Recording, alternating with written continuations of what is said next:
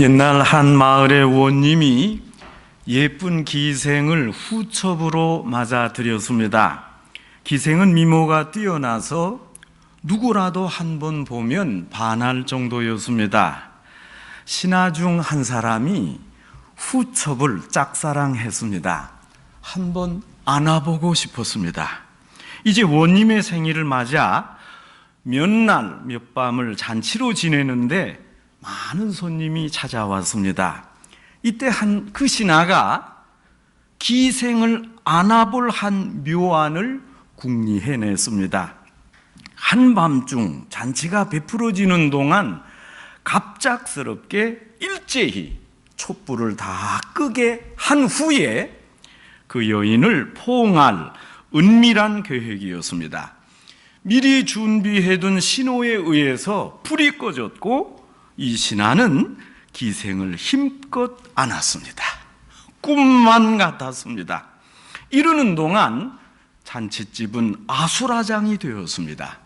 얼마 후에 원님이 정신을 차리고 불을 마련하고 이제 밝히려고 했습니다. 불을 켜기 전에 이 기생 후첩은 원님의 귀에 대고 속삭였습니다. 날이 이 어두운 중에 어떤 자가 저를 강제로 껴안았는데 제가 그 자의 갓끈을 잡아당겨 끊었나이다. 불을 밝힌 후 이 중에 갓끈 없는 자가 범인이옵니다. 원님이 잠시 생각에 잠겼습니다. 원님의 마음속에 이런 말이 들렸습니다. 처벌하기 전에 내 자신을 살펴보라. 처벌하기 전에 내 스스로를 살피라. 원님은 잠시 숙고하더니 이 어두운 가운데 잔치에 모인 사람들에게 다 말했습니다. 이제 모두 두 손으로 자신의 갓끈을 잡아라. 그리고 당겨라. 그래서 그 잔치집에 있던 모든 남자들의 갓끈이 없어졌습니다. 자, 이제 불을 밝혀라. 기생 후첩을 탐했던 신하가 이렇게 해서 난국을 모면했습니다. 이로부터 많은 시간이 흘렀습니다. 마침 외적이 쳐들어와서 원님은 마을을 떠나 먼 지방으로 피신해야 했습니다. 그때 한 사람이 나타나 충심으로 원님을 보필했습니다. 극진한 대접에 원님이 고맙다는 인사를 연신했습니다. 그러자 상대편 사람이 말했습니다. 아닙니다.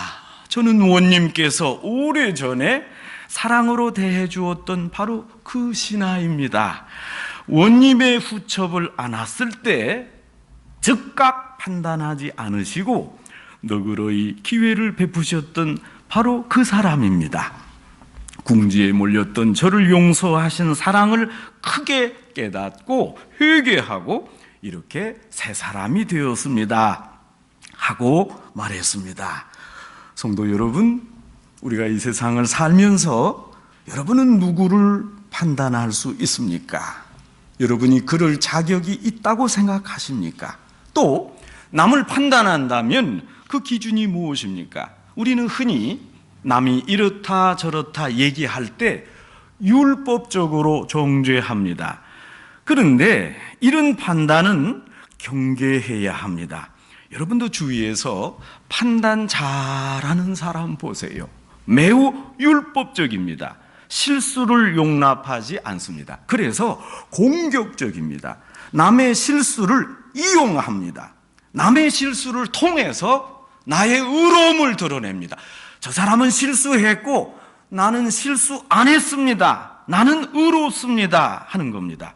남들은 저러는데 저는 잘 법을 지켰습니다 하는 겁니다.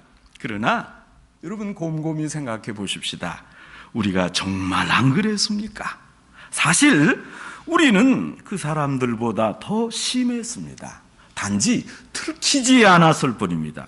더 교활하고 더 가식적입니다. 그러나 다른 사람을 비난하고 비판하면서 자신의 가식적이고 악한 모습을 숨깁니다. 그래서 남을 비판하는 사람은 크게 두 두 가지 잘못을 범합니다. 하나는 남을 비판하는 잘못이요, 다른 하나는 자신의 죄를 숨기는 잘못입니다. 대제사장과 서기관들과 바리새인들은 예수님을 십자가에 죽이려고 갖은 애를 다 썼습니다. 대제사장 가야바는 한 사람이 죽어서 모든 백성이 편할 수만 있다면 예수님 죽이는 게 더 낫다, 이렇게 큰 소리 쳤습니다. 공리주의적 발상입니다. 제사장들은 예수님을 체포하려 했지만 예수님 권위에 굴복돼서 그 앞에만 가면 도저히 잡아 가둘 수 없었습니다. 이런 가운데 이들이 예수님을 체포할 계략을 꾸몄습니다. 오늘 본문의 사건은 이런 맥락에서 이루어집니다. 이것은 예루살렘 성전, 모름지기 성전 마당에서 된 사건입니다. 이 사람들이 여자를 끌고 온 목적은 예수님을 함정에 빠뜨리려는 음모였습니다. 여러분, 유대 율법을 보면 가장 큰 세 가지 죄가 이렇습니다. 첫째, 우상 숭배 죄입니다. 이스라엘 사람들은 선민으로서 우상 숭배를 죄 중에 가장 큰 죄로 여겼습니다. 둘째, 살인죄입니다. 남의 생명을 없앴으니 이제 본인의 생명도 내놓아야 했습니다. 셋째, 간음죄였습니다. 간음죄 처벌은 조금 더 잔인했습니다. 레위기 20장 10절에도 나와 있듯이 간음한 사람을 동네 광장으로 끌어내서 저 사람이 누구인가 보는 중에 돌로 쳐서 죽였습니다. 예수님을 고소하고 책 잡아서 죽이려는 일단의 무리가 지금 간음하다 잡힌 여인을 예수님 앞에 끌고 와서 물었습니다. 어찌해야 합니까? 모세율법에 이러한 여자를 돌로 치라 명했습니다. 선생님은 어떻게 하시겠습니까? 여러분, 이 본문을 읽을 때마다 이 질문이 참 묘합니다. 이 사람들이 모세율법을 강조합니다. 한마디로 우리는 하나님 계시에 근거해서 질문하고 있다, 하나님 계시 근거로 행동한다 하는 겁니다. 여러분, 그 마음이 얼마나 가증스럽습니까? 예수님을 고소하기 위해서 하나님의 율법까지 들먹이고 있습니다. 자기들은 하나님 율법에 신실한 것 같지만 실제로는 하나님 율법을 이용하고 있습니다. 단지 예수님을 체포하고 십자가에 죽이려고 하는 목적만 있을 뿐입니다. 여기에 이들의 사악함이 잘 나타납니다. 군중들이 간음하다 여인을 현장에서 목격했다면 자신이 믿는 대로 율법대로 그 자리에서 돌로 쳐 죽이면 될 거 아닙니까? 왜 시간을 지체하고 그 여인을 끌고 와서 예수님께 묻는 겁니까? 어쩌자는 것입니까? 이 사람들의 마음이 아주 악합니다. 군중들의 마음 속에 남을 판단하고 정죄하는 율법적인 생각이 가득 차 있습니다. 이것은 시류에 휩쓸리는 원칙 없는 판단과 행동입니다. 소위 군중심입니다. 또 생각할 때, 아니, 간음을 여자 혼자 합니까? 지금 상대자 남자는 어디 있는 겁니까? 남자는 도망가도록 기회를 주고 왜 힘없는 여자만 데려왔습니까? 여러분, 아무래도 남자가 여자보다 대체로 달리기를 잘하니까 벌써 주랭랑 친 겁니까? 이 자체가 모순입니다. 두 사람을 잡아와야 할 거 아니겠습니까? 이들은 예수님을 계속 재촉했습니다. 모세는 이런 여자를 돌로 치라 하는데 선생은 왜 가만히 있습니까?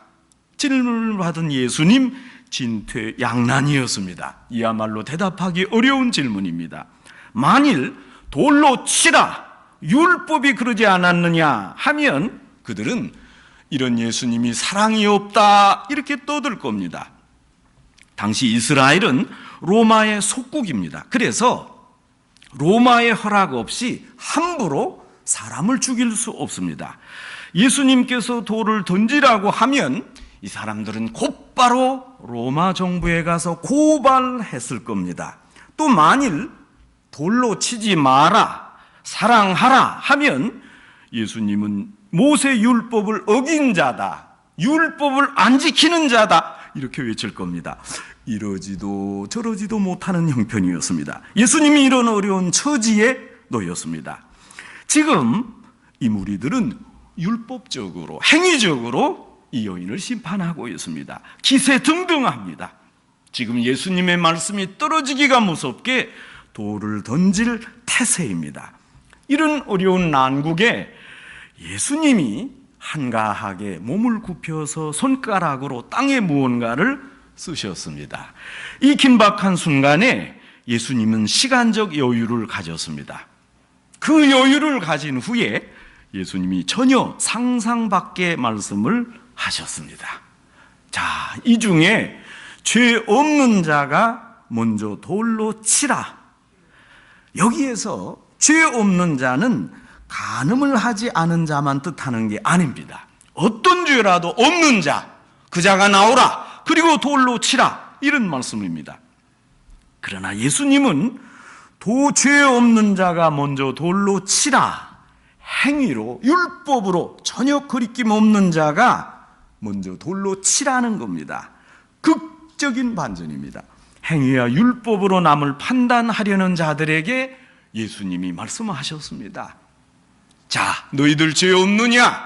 그러면 나와 돌로 치라. 이것이 무슨 뜻입니까? 그러는 너희는 어떠냐?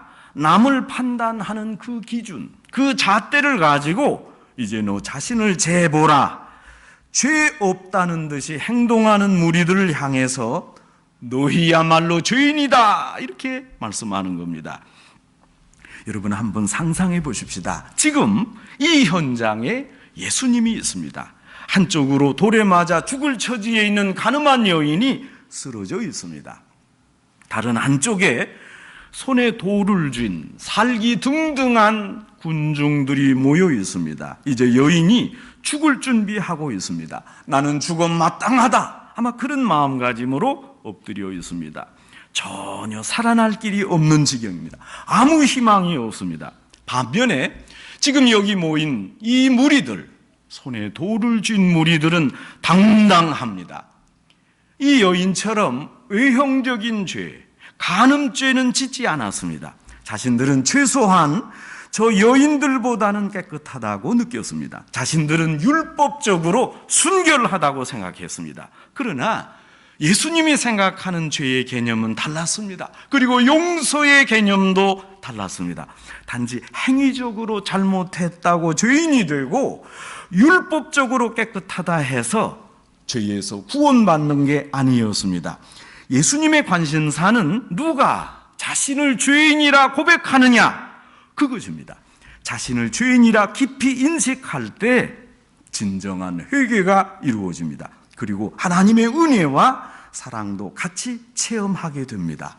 성도 여러분, 지금 여기 있는 이 여인과 무리, 이 중에 누가 진정으로 현장에서 회개하고 있습니까? 막다른 인생 골목에서 혹은 낭떠러지 앞에서 회개가 시작됩니다. 인간의 한계 끝에서 무릎을 꿇고 회개하게 됩니다.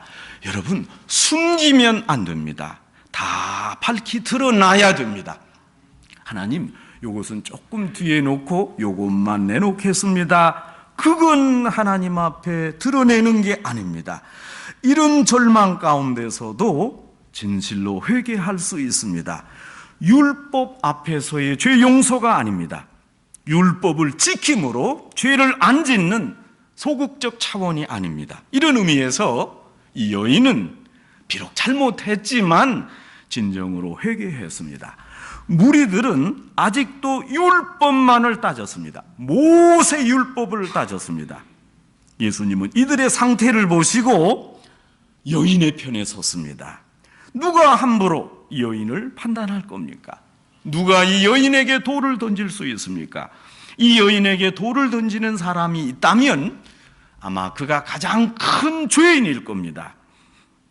일본의 신앙인 작가 미우라 아야코 여사가 이렇게 말했습니다. 인간 최대의 죄는 죄를 깨닫지 못하는 것이다. 우리가 죄인이면서 죄인 된 것을 알지 못하고 죄를 죄로 깨닫지 못하는 것, 여러분, 이것이 가장 큰 죄입니다. 예수님이 말씀을 마치자마자 어른부터 시작해서 젊은이까지 한 사람 한 사람 손에 쥐던 돌을 내려놓고 힘없이 돌아갔습니다. 어느덧 그 현장에 여인과 예수님만 남게 됐습니다. 예수님이 말씀하십니다. 너를 정죄한 자가 없느냐? 죄책감과 수치감으로 짓밟힌 여인을 향해 예수님이 말씀했습니다. 나도 너를 정죄하지 아니하노라. 다시는 죄를 범치 말라. 그러나 여인을 향해서 예수님은 전혀 다른 말씀을 하십니다. 여러분, 나도 너를 정죄하지 않는다. 나도 너의 죄를 묻지 않는다. 이게 무슨 말입니까? 신학적으로 이것이 인카네이션, 성육신입니다. 예수님은 죄가 없습니다. 죄가 없으니까 돌로 쳐도 상관없습니다. 죄 없는 예수님이 죄를 지은, 회개했으나 죄를 지은 이 여자를 돌로 쳐도 상관없습니다. 그러나 이 시간 예수님이 자기 자신을 죄인으로 간주합니다. 스스로 죄인이 되십니다. 의인의 권리와 하나님의 아들됨을 포기하는 시간입니다. 영적으로 십자가를 진 시간, 죄인의 모습으로 나타나는 시간입니다. 나도 너를 정죄하지 않노라. 나도 죄인이노라. 그런 말씀입니다. 여기에 구원이 있습니다. 놀라운 정이 있습니다. 자신이 의인됨을 포기하면서까지 여인을 용서하는 그 사랑의 깊이를 깨달아야 합니다. 우리는 자신의 행위로 구원받지 못합니다. 율법적으로 완성되어야 하나님의 사랑이 이루어지지 않습니다. 오로지 예수님의 사랑과 은혜로 구원받고야 죄에서 해방될 수 있습니다. 가늠한 여인 역시 예수님의 사랑으로 죄에서, 수치감에서 해방되고 구원받았습니다. 제가 한국에서 목회하던 교회 그 집사님 동생이 야구 선수였습니다. 아주 오래전에 그 집사님이 늘 제게 동생이 좀 경기에서 좋은 플레이 하도록 기도를 부탁했습니다. 하루는 특별했습니다. 오늘 결승전인데 제 동생이 하는 경기도 보시면서 기도해 주세요. 이 기도 부탁인데 어떻게 합니까? 그래서 그 야구 경기를 보았습니다. 저는 원래 스포츠를 잘 못하고 그래서 관심도 없습니다. 그런데 그날 야구 해설하는 분의 해설이 야구 경기를 볼 줄 모르는 제 머릿속에도 쏙쏙 들어왔습니다. 그분의 해설이 이러했습니다. 이제 한 선수가 나와서 안타를 치지 못하자 지금 저 선수 팔에 힘이 들어갔네요. 팔에 힘을 빼야 안타를 칠 수 있습니다. 이렇게 말하는 겁니다. 이제 한 선수가 나와서 안타를 치니까 저 선수 팔에 힘이 빠졌습니다. 저렇게 힘을 빼고 쳐야 좋은 안타를 칩니다. 그거를 몇 번 보니까 누가 저더러 야구 해설하라 해도 할 수 있겠습니다.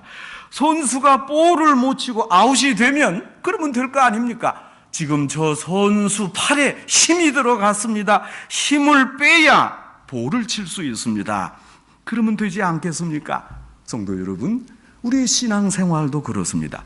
딱딱한 마음을 다 빼시기 바랍니다.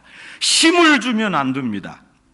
따지고 행동화하는 힘을 빼시기 바랍니다. 자꾸 남을 정죄하고 따지는, 그래야 신앙에 안타를 친다고 생각합니다. 그러지 않습니다. 따지고 캐묻는 경직된 율법의 잣대를 내려야 내가 편안하고 아주 쉽게 신앙생활을 할 수 있습니다. 참다운 회개가 믿음의 시작입니다. 율법보다 훨씬 고상한 게 믿음입니다. 율법보다 훨씬 차원 높은 경지가 믿음입니다. 죄에 대한 깊은 인식, 그리고 진정한 회개, 여기에 새 믿음의 의미가 있습니다. 진정한 회개 안에 새로운 출발이 있습니다. 하나님의 용서가 있고 은혜가 있는 겁니다. 여러분, 누가 옳다고 생각하십니까? 누구를 선택하시겠습니까? 삶의 한계 상황, 막바지에 이른 이 여인의 편을 드시겠습니까? 율법적으로 자로 잰 듯 반듯하고 냉랭하고 딱딱하게 살아가는 이 못된 군중 편에 서시겠습니까? 철저한 회개로 주를 믿기 시작한 이 여인입니까? 오직 율법으로 심판하고 정죄하고 자신은 돌아보지 않는 무리입니까? 여러분, 우리의 신앙은 늘 새로워야 하고 부드러워야 합니다. 신앙이 개혁되고 개혁되어야 합니다. 교회도 늘 개혁되고 개혁되어야 합니다. 늘 새로워져야 합니다. 그래서 딱딱히 굳은 땅이 아니라 뽀송뽀송한 그런 흙이 되어야 됩니다. 여러분, 그런데 그 출발점이 어디 있습니까? 내가 하나님 앞에 죄인임을 간절히 고백하는 회개에 그 시간부터 새로워질 수 있습니다. 성도 여러분, 바른 회개가 근본이요, 오직 신앙이 중요하고 순수한 마음이 믿음의 기초입니다.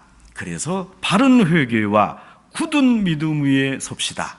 그래서 오늘 이 시대에 바른 양심으로 온전한 신앙생활을 영위하시는 성도 여러분 되시기를 주님의 이름으로 축원합니다.